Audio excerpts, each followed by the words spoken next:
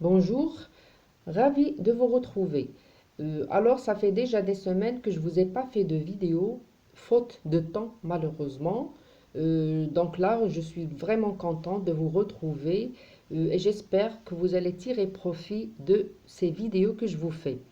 Alors, avant de commencer et d'étudier un premier texte du Chevalier double, la nouvelle fantastique de Théophile Gautier, j'aimerais bien vous rappeler une chose, c'est qu'il ne faut pas confondre entre le mot fantastique, l'adjectif fantastique dans le sens de magnifique, beau, extraordinaire, et l'adjectif fantastique dans le sens d'étrange, d'inhabituel, d'irrationnel et de bizarre si vous voulez. Alors, nous allons commencer d'abord par la lecture du premier texte qui est l'incipit.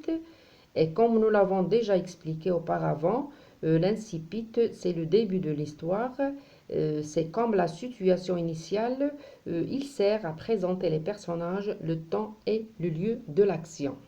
Alors, je suppose que vous avez déjà une idée à propos de l'histoire, puisque je vous ai déjà fait un résumé. Donc là, nous allons travailler l'incipit. Alors, l'objectif de cette première leçon, c'est identifier l'ordre de la narration, le retour en arrière ou la rétrospection, reconnaître aussi le temps de l'histoire par rapport au temps du récit ou bien de la narration, puis étudier l'intrusion du surnaturel. Alors, pour la différence entre les mots histoire et récit, donc il suffit de revoir la vidéo que je vous ai faite auparavant. Alors, nous allons commencer par lire le texte qui commence à partir de qui rend donc la blonde Edwige jusqu'au mot un emportin qui veut entrer. Alors, essayez de suivre avec moi la lecture. Qui rend donc la blonde Edwige si triste? Que fait-elle assise à l'écart, le menton dans sa main et le coude au genou, plus morne que le désespoir, plus pâle que la statue d'albâtre qui pleure sur un tombeau? Du coin de sa paupière, une grosse larme roule sur le duvet de sa joue, une seule, mais qui ne tarit jamais, comme cette goutte d'eau qui suinte des voûtes du rocher et qui, à la langue, use le granit. Cette seule larme, en tombant sans relâche de ses yeux sur son cœur, l'a percé et traversé à jour. Edwige, blonde Edwige, ne croyez-vous plus à Jésus-Christ, le doux Sauveur? Doutez-vous de l'indulgence de la très sainte Vierge Marie? Pourquoi portez-vous sans cesse à votre flanc des petites mains diaphanes, amaigries et fluettes comme celles des elfes et des Willis? Vous allez être mère, c'était votre plus cher vœu. Votre noble époux, le comte Lodbrog, a promis un autel d'argent massif, un ciboire d'or fin à l'église de Saint-Hudbert. Si vous lui donniez un fils, hélas, hélas, la pauvre Edwige a le cœur percé des 7 glaives de la douleur, un terrible secret pèse sur son âme. Il y a quelques mois, un étranger venu au château, il faisait un terrible temps cette nuit-là. Les trous tremblaient dans leurs charpentes, les girouettes piaulaient, le feu rompait dans la cheminée, et le vent frappait à la vitre comme un importun qui veut entrer. Alors là, comme vous pouvez le remarquer, c'est un texte dans lequel vous avez plusieurs figures de style. Donc là, pour ce qui est des figures de style, il suffit de voir les vidéos dans lesquelles je vous ai expliqué. J'ai essayé de vous donner le maximum de figures de style avec des exemples. Donc là, il suffit de les voir pour comprendre qu'est-ce que c'est qu'une figure de style et quels sont les types de figures de style qui existent. Donc on va essayer de revoir un petit peu le contenu de ce texte. Donc là, il s'agit d'une jeune femme. On commence l'histoire par une description. Donc là, on nous présente un premier personnage qui est Edwige.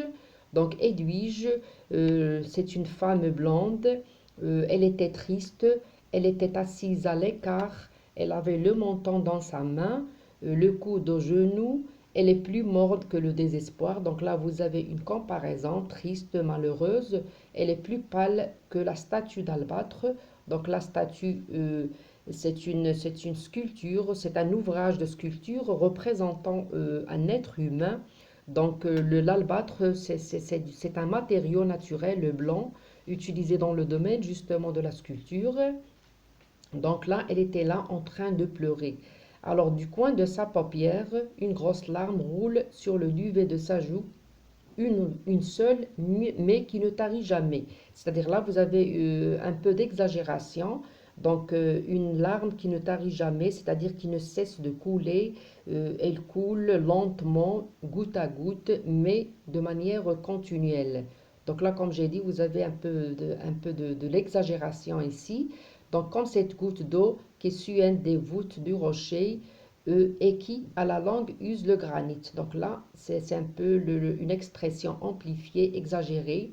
Donc cette seule larme, en tombant sans relâche de ses yeux sur son cœur, l'a percé. Donc là, la larme qui perce le cœur. Donc là, c'est juste pour mettre en valeur un peu la tristesse et le désespoir du personnage. Donc, Edwige Blonde, Edwige, ne croyez-vous plus à Jésus-Christ, le doux sauveur? Donc là, Jésus-Christ, c'est le prophète, c'est le Christ. La Sainte Vierge Marie, c'est la mère du prophète, c'est la mère du Christ. Donc là, quand vous pouvez remarquer, le narrateur ou bien l'auteur a fait référence ou bien allusion à la religion, certains, il a employé dans son texte certains termes religieux. Donc nous allons voir par la suite pour quelles raisons. Puis, bien sûr, puis vous avez l'origine de ce malheur ou bien de cette tristesse. Là, vous avez le retour en arrière avec l'emploi de il y a quelques mois, un étranger. Donc là, c'est le début du récit. Donc l'histoire, comme vous pouvez le remarquer, a commencé par la description, la présentation du personnage, mais le récit ne commence qu'à partir de cet indicateur temporel qui est il y a quelques mois, un étranger est venu au château. Donc là, c'est le début de la narration. Donc là, cet indicateur temporel permet le retour en arrière, ou bien ce qu'on appelle aussi la rétrospection, ou bien le flashback, pour nous expliquer les raisons de la tristesse du personnage. Alors là, nous allons voir, bien sûr, pour les mots qui sont utilisés dans le texte et que vous trouvez qui sont difficiles. Donc là, il suffit de les chercher sur un dictionnaire. Donc là, ça va vous prendre un peu plus de temps et c'est une occasion pour vous pour faire justement ce petit travail de recherche. Alors les questions sont les suivantes que vous pouvez avoir sur ce texte, sur cet incipit. Donc là, j'ai essayé de vous donner en même temps les questions et les réponses, comme d'habitude, donc pour vous faciliter un petit peu la tâche. Donc là, la première question qu'on peut vous poser, comment s'appelle le personnage décrit dans ce texte? Donc là, vous avez la réponse à Edwige. Est-ce que Edwige est mariée? Oui, elle est mariée au comte Lodbrog. Quel est le sentiment de ce personnage? Donc elle est triste, elle est malheureuse.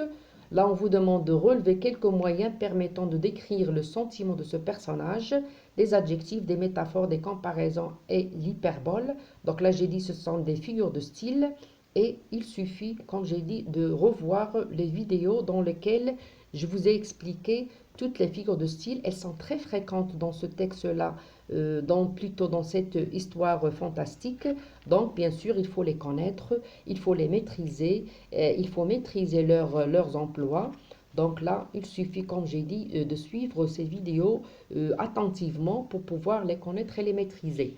Alors là, j'ai essayé de vous donner quelques exemples de figures de style. Donc là, vous avez d'abord les adjectifs, des moyens de caractérisation. Donc là, vous avez triste, morne, deux exemples.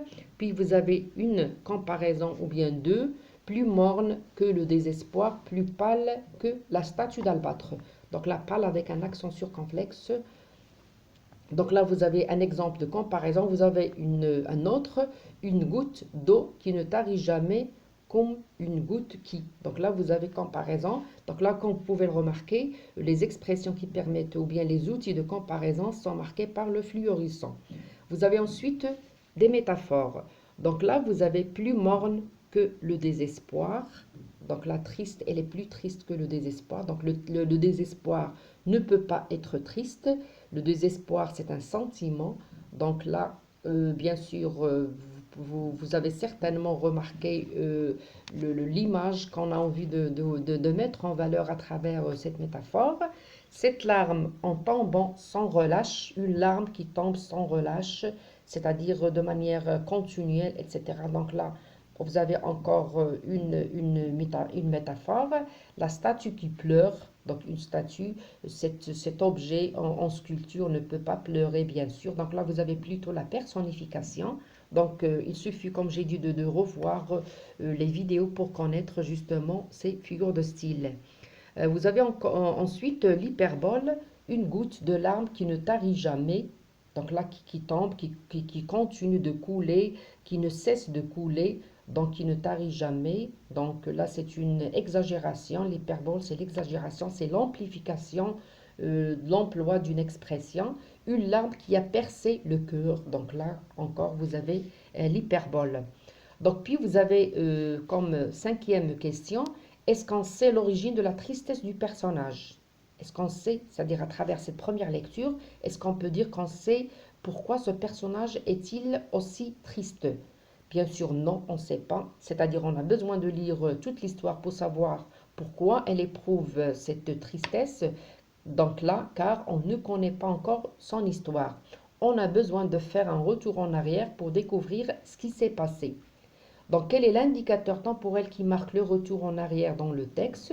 Donc, il y a l'indicateur temporel suivant. Il y a quelques mois, un étranger est venu au château. Donc là, comme vous pouvez le remarquer, avec ce retour en arrière, on commence déjà aussi l'élément perturbateur, c'est-à-dire quelle est cette chose-là qui a perturbé la vie peut-être de cette femme, et donc là, c'est le début du nœud, si vous voulez, ou bien de l'élément perturbateur, ou bien de la force transformatrice. Donc là, c'est le deuxième texte que nous allons voir plus tard. Donc, préciser le temps de l'histoire par rapport au temps du récit. Donc là, dans le temps de la narration, vous avez plutôt le temps de l'histoire. On a employé le présent de narration. Et le temps de l'histoire, ce sont les temps du récit, c'est-à-dire le passé simple, l'imparfait, etc. Les temps du passé.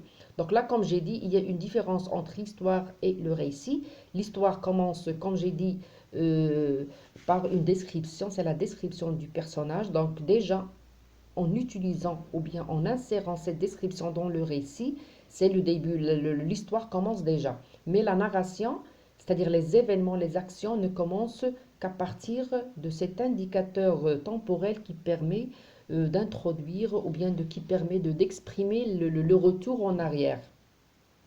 Puis, vous avez comme huitième question, relever du texte les mots qui ont une signification religieuse. Donc là, vous en avez plusieurs, la statue d'albâtre, tombeau, Jésus-Christ, la Sainte Vierge Marie, l'église de Saint-Hudbert. Donc là, ce sont des mots qui ont une connotation ou bien une signification religieuse. Nous allons voir justement pourquoi. Là, c'est la question suivante. Pourquoi l'auteur fait allusion ou bien il fait référence à la religion? C'est-à-dire pourquoi elle a évoqué ces mots qui ont un rapport plutôt avec la religion. Car le personnage est hanté, il est ensorcelé, il devait faire confiance à Dieu. Donc là, un accent qui manque à cette préposition contre les forces maléfiques. Main diaphane et fluette comme celle des elfes et des Willis. Donc là, j'ai dit, le personnage est comme hanté, il est ensorcelé. Bien sûr, là, c'est le côté fantastique dans cette histoire, c'est le côté étrange ou bien bizarre. Donc, ce sont des choses que nous allons découvrir par la suite à travers l'analyse des textes suivants. Donc là, vous avez la réponse à cette question numéro 9. Puis, préciser le type de phrase utilisée au début du texte. Donc là, comme vous pouvez le remarquer, au début du texte, on a commencé par des phrases interrogatives. Qui rend donc la blonde Edwige si triste? Donc là, vous avez une succession de phrases interrogatives dans cette incipit. Alors la question qu'on peut se poser, pourquoi justement on a commencé l'histoire par cette succession de phrases interrogatives? Là, la réponse est pour accentuer le suspense et le mystère. Et bien sûr, ce sont deux choses qui sont très, très fréquentes dans les histoires fantastiques. C'est pour créer le suspense, c'est mettre le lecteur en attente et bien sûr là, On parle souvent de choses mystérieuses, étranges, etc., qui peuvent se produire par la suite au fur et à mesure. Donc, qui raconte dans cette histoire? Est-ce c'est un narrateur personnage ou bien un narrateur externe à l'histoire? Le narrateur est externe, c'est pas un personnage de l'histoire. Donc là, c'est un narrateur qui sait tout des autres personnages. Donc, il sait leur passé, leurs sentiments, etc. D'ailleurs, ce sont des choses que vous avez peut-être remarquées au début de cette histoire. C'est, on nous raconte ici, ou bien le narrateur décrit le sentiment du personnage. Donc là, il sait presque tout de ces personnages. Donc là, il s'agit de points de vue externes, ou bien de la focalisation zéro, ou bien omniscient. Le point de vue omniscient. Quand on dit le point de vue omniscient, c'est-à-dire il s'agit d'un narrateur qui n'est pas un personnage de l'histoire, mais c'est un narrateur qui sait tout de ces personnages et nous, on découvre justement ces personnages au fil de l'histoire et en fonction de ce que nous rapporte le narrateur. Alors, la question numéro 12, le comte Lodbrog a promis une récompense à l'Église s'il aurait un fils. Laquelle? C'est-à-dire, quelle est cette promesse? Il a promis un autel d'argent massif et un ciboire d'or. Donc là, ce sont des choses qu'on trouve dans une église. C'est un vase le ciboire d'or, c'est-à-dire des choses, des trucs qu'on trouve dans une église. Et bien sûr, comme j'ai dit, il suffit de chercher les mots que vous ne connaissez pas pour les connaître, bien sûr. Alors là, vous avez la dernière question. Donc, en attendant la vidéo prochaine, je vous souhaite une très bonne journée et à très bientôt.